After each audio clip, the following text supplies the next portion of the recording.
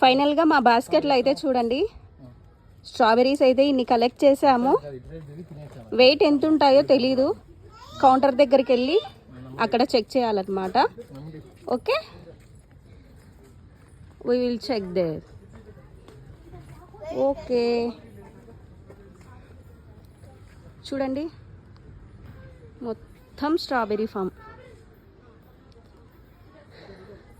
మనకు ఎగ్జైట్మెంట్ ఉంటుంది, first time cut చేస్తున్నామన్న థ్రిల్లింగ్ ఉంటుంది. వీళ్ళకేమో అన్ని విధాల బెనిఫిట్ అనమాట.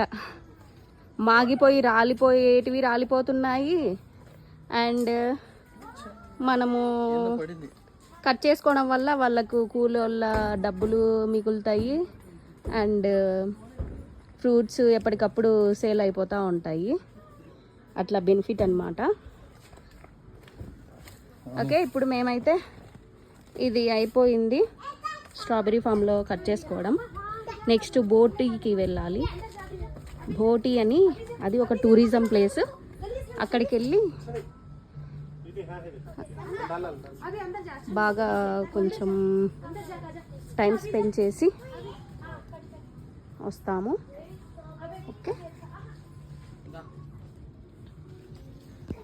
కింది నుంచి చూడండి